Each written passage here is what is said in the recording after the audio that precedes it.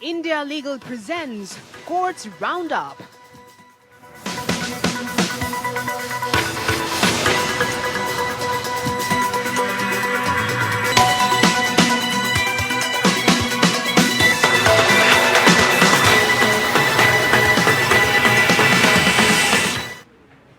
नमस्कार, courts roundup में आप सभी का स्वागत है। मैं हूं आपके साथ रेशु त्यागी। इस बुलेटिन में अगले आधे घंटे हम आपको कोर्ट से जुड़ी तमाम छोटी बड़ी खबरों से रूबरू करवाएंगे।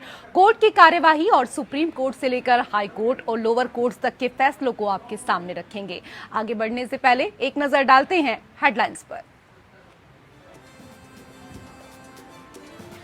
समलैंगिक शादी की मान्यता देने पर सुनवाई के दौरान सीजेआई ने कहा, हम देखेंगे कि क्या स्पेशल मैरिज एक्ट में समान लिंग शादी की व्याख्या की जा सकती है या नहीं।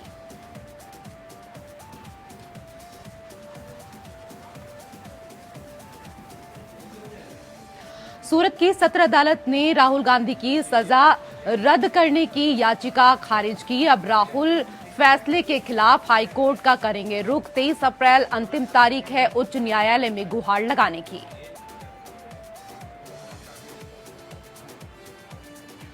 सुप्रीम कोर्ट ने असंगठित श्रमिकों को 3 महीने के भीतर राशन कार्ड देने का सरकार को दिया निर्देश। ई श्रम पोर्टल पर पंजीकृत सभी श्रमिकों को मिलेंगे कार्ड।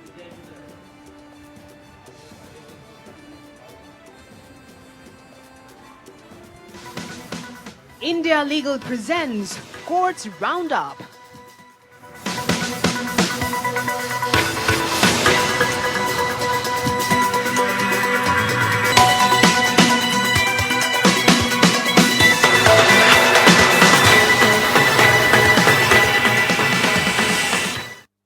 कोर्ट से जुड़ी हुई खबरें अब विस्तार से। कांग्रेस नेता राहुल गांधी को मोदी सरनेम मामले में गुजरात की सेशंस कोर्ट से राहत नहीं मिली है। कोर्ट ने राहुल गांधी को मिली 2 साल की सजा के खिलाफ अर्जी को खारिज कर दिया। कोर्ट ने सजा पर रोक लगाने से इनकार कर दिया है। निचली अदालत ने राहुल गांधी को मानहानि के मामले में 2 साल की सजा सुनाई थी। राहुल अब हाईकोर्ट में अपील करेंगे।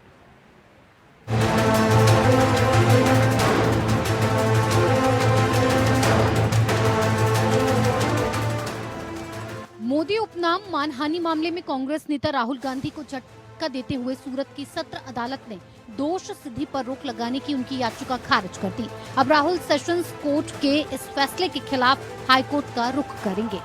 राहुल ने 2 अप्रैल को निचली अदालत के फैसले के खिलाफ सूरत सेशंस कोर्ट का रुख किया था।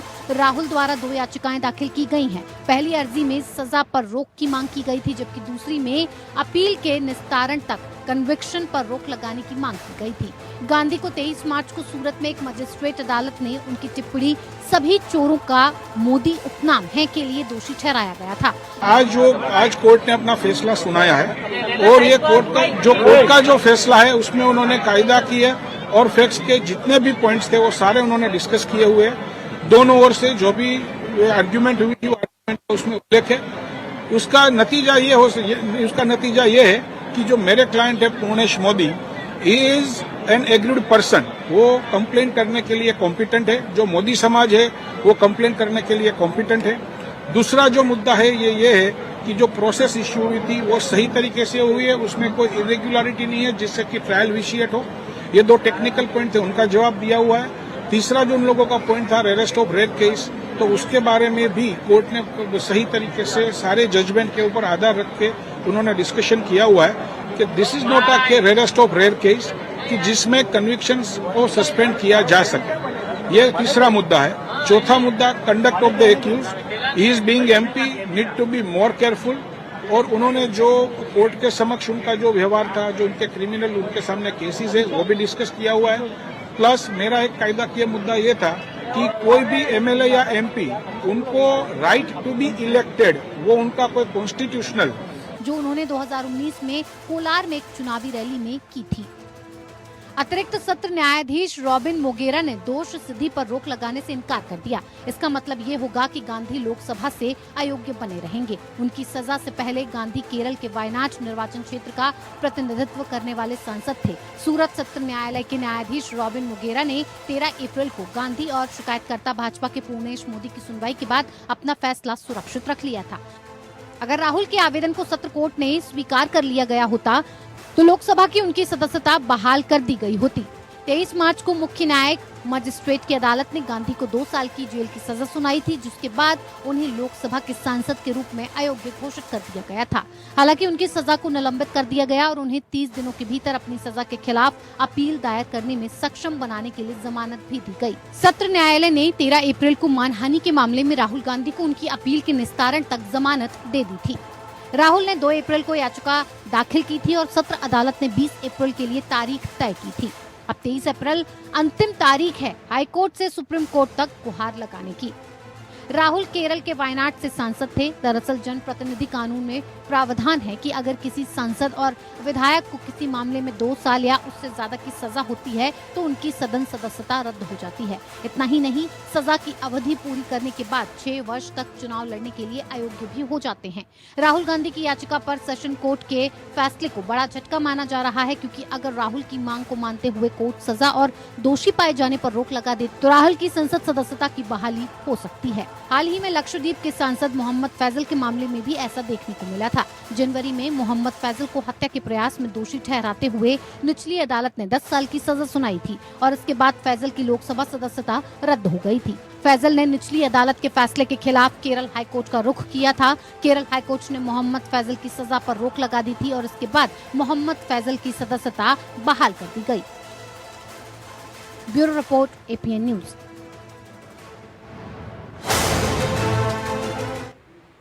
और उधर यूपी के प्रमुख सचिव वित्त SMA रिजवी और विशेष सचिव वित्त सरयू प्रसाद मिश्र को तत्काल रिहा करने का आदेश दिया है। इन अपराधियों को इलाहाबाद उच्च न्यायालय के आदेश पर बुधवार को हिरासत में लिया गया था। सुप्रीम कोर्ट और हाई कोर्ट के रिटायर्ड जजों को सुविधाएं देने संबंधी आदेश की अवहेलना होने पर प्रमुख सचिव और विशेष सचिव वित्त को हिरासत में लेने का आदेश हाई कोर्ट ने दिया था।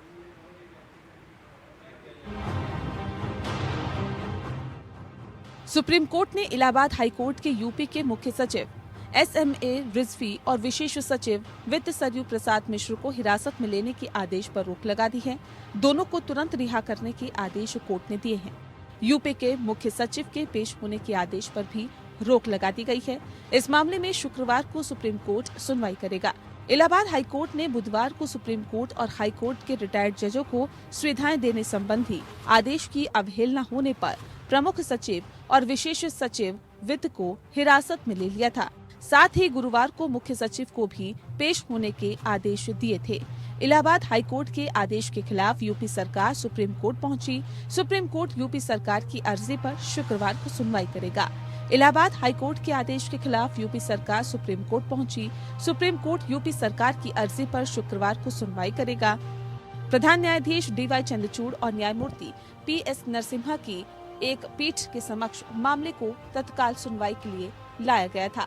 राज्य की ओर से पेश हुए अतिरिक्त सॉलिसिटर जनरल KM नटराज ने पीठ को बताया कि उच्च न्यायालय द्वारा एक अभूतपूर्व आदेश पारित किया गया, जिसके बाद वित्त सचिव और विशेष सचिव को अवमानना मामले में हिरासत में ले लिया गया। मामला उच्च न्यायालय के सेवानिवृत्त न्यायाधीशों की सुविधाओं से संबंधित है। नटराज ने कहा कि उच्च न्यायालय ने मामले में राज्य के मुख्य सचिव को जमानती वारंट भी जारी किया है। पीठ ने कहा, नोटिस जारी करें। मामला सूचीबद्ध किए जाने की अगली तारीख तक इलाहाबाद उच्च न्यायालय की खंडपीठ के आदेश पर रोक रहेगी। उत्तर प्रदेश सरकार के जिन अधिकारियों को हिरासत में लिया गया है, उन्हें तत्काल रिहा किया जाए। पीठ ने शीर्ष अदालत के महासचिव को तत्काल आदेश के अनुपालन के लिए उच्च न्यायालय के रजिस्ट्रार जनरल को आदेश संप्रेषित करने का भी निर्देश दिया। बुधवार को ही इलाहाबाद हाईकोर्ट ने शाहिद मंजर अब्बास रिजवी, सचिव वित्त और विशेष सचिव वित्त सरयू प्रसाद मिश्र को आंध्र प्रदेश के सेवानिवृत्त न्यायाधीशों की तर्ज पर सुप्रीम कोर्ट और हाई कोर्ट के सेवानिवृत्त न्यायाधीशों को दी जा रही सुविधाओं पर पुनर्विचार के लिए सेवानिवृत्त न्यायाधीशों द्वारा दायर याचिका के मामले में हिरासत में ले लिया था। साथ ही मुख्य सचिव उत्तर प्रदेश लखनऊ और अपर मुख्य सचिव डॉक्टर प्रशांत द्विवेदी को जमानती वारंट जारी किया गया। संबंधित मुख्य न्यायिक दंडाधिकारी को 20 अप्रैल 2023 को हाईकोर्ट के समक्ष उनकी उपस्थिति सुनिश्चित करने को कहा गया। Bureau report. और उधर दिल्ली हाईकोर्ट ने आराध्या बच्चन के स्वास्थ्य पर गलत सामग्री प्रसारित करने वाले यूट्यूब चैनल्स पर रोक लगाई है। कोर्ट ने कहा कि हर बच्चा सम्मान का हकदार है। फेक न्यूज को रोकना प्लेटफॉर्म की जिम्मेदारी है। अदालत ने 9 यूट्यूब चैनल और गूगल LLC को समन जारी किया। अंतरिम निषेधाज्ञा की मांग वाली अर्जी पर भी नोटिस जारी किया गया है।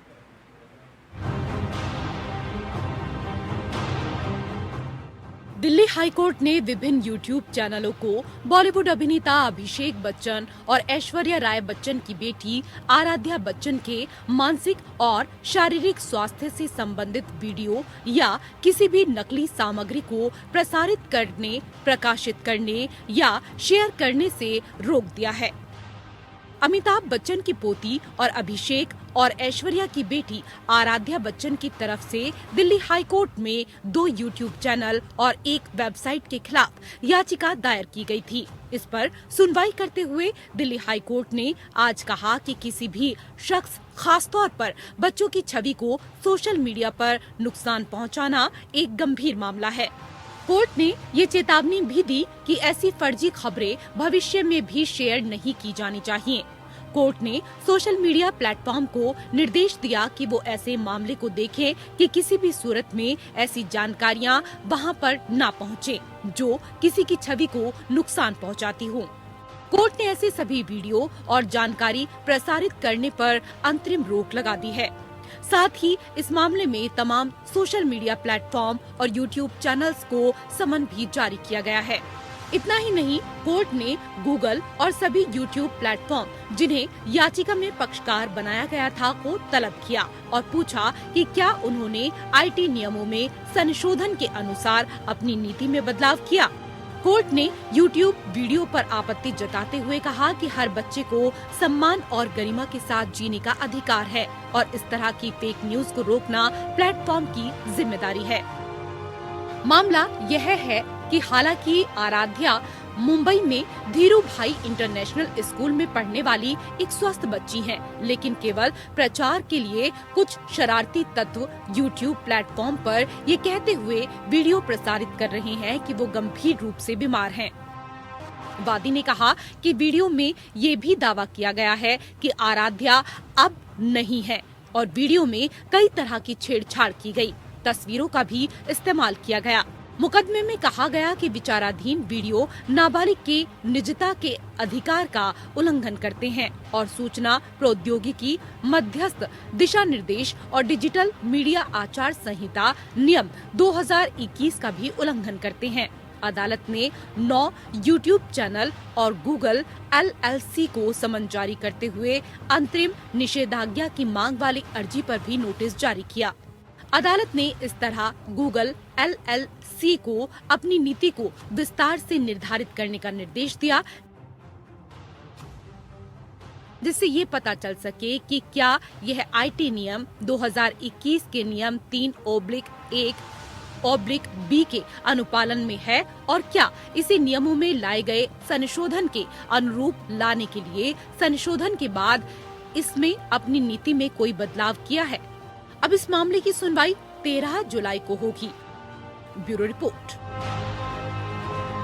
खबरों में आगे बढ़ेंगे। सुप्रीम कोर्ट ने राज्य सरकारों को उन प्रवासी या असंगठित श्रमिकों को 3 महीने के भीतर राशन कार्ड देने का निर्देश दिया। उन श्रमिकों के संबंध से नोटिस हैं जिनके पास राशन कार्ड नहीं है, लेकिन वो केंद्र के ई-श्रम पोर्टल पर पंजीकृत हैं। जस्टिस MR शाह की अध्यक्षता वाली पीठ ने कार्यकर्ता हर्ष मंदर, अंजलि भारद्वाज और जगदीप छोकर द्वारा दायर एक आवेदन में आदेश पारित किया।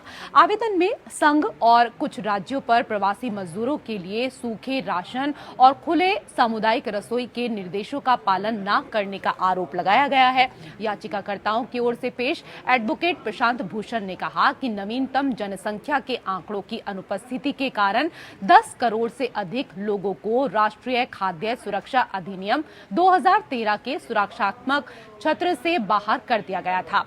वहीं भी बिना राशन कार्ड के बेंच ने केंद्र सरकार को स्टेटस रिपोर्ट दाखिल करने को कहा और मामले को 3 अक्टूबर 2023 को अगली सुनवाई के लिए सूचीबद्ध करने का निर्देश दिया।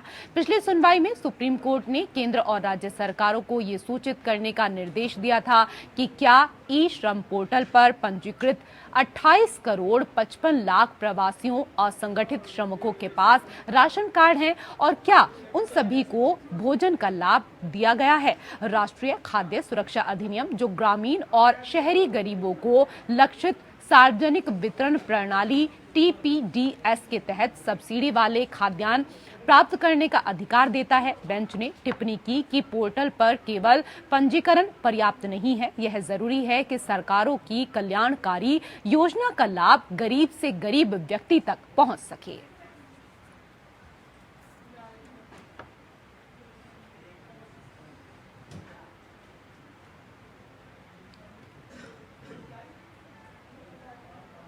उधर सुप्रीम कोर्ट में समलैंगिक विवाह पर सुनवाई हुई। CJI ने समलैंगिक शादी की मान्यता देने के मामले में सुनवाई की रूपरेखा तय करते हुए कहा कि हम इस मामले की सुनवाई भी अयोध्या मामले की तरह करेंगे। उन्होंने कहा इस मामले में सिर्फ यह देखेंगे कि क्या स्पेशल मैरिज एक्ट में समान लिंग शादी की व्याख्या की जा सकती है या नहीं। CJI चंद्रचूड़ ने मामले में सुनवाई के दौरान अहम टिप्पणी करते हुए कहा समलैंगिक संबंध को एक बार का रिश्ता नहीं समझा जाए। अब समलैंगिक रिश्ते हमेशा के लिए चलने वाले हैं। इतना ही नहीं, यह संबंध शारीरिक ही नहीं बल्कि भावनात्मक मिलन का भी है।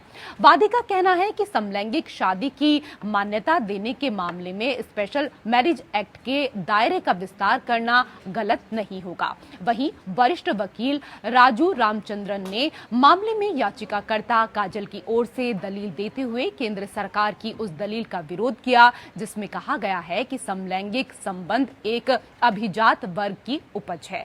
समलैंगिक शादी की मान्यता देने के मामले में सुनवाई के दौरान सोशल मीडिया पर ट्रोल करने पर चिंता जताते हुए कहा गया कि कोर्ट में सुनवाई के दौरान व्यक्त किए गए विचारों पर उन्हें ट्रोल किया गया। CJI ने कहा यह जजों के लिए चिंता का विषय है कि जज जो विचार व्यक्त करते हैं या टिप्पणी करते हैं उसका जवाब ट्रोल्स में होता है।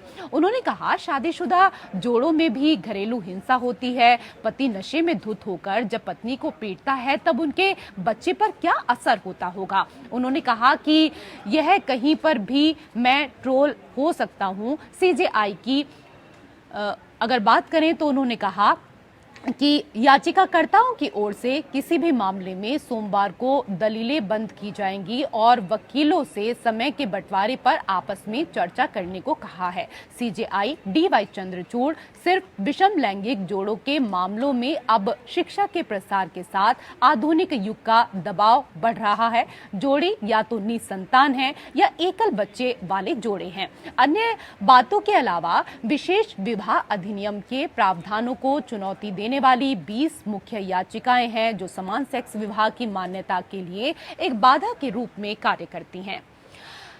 याचिकाओं के समूह का तर्क है कि अपनी पसंद के व्यक्ति से शादी करने का अधिकार जैसा कि शीर्ष अदालत ने कई मौके पर बरकरार रखा है, LGBTQIA+ नागरिकों को भी दिया जाना चाहिए।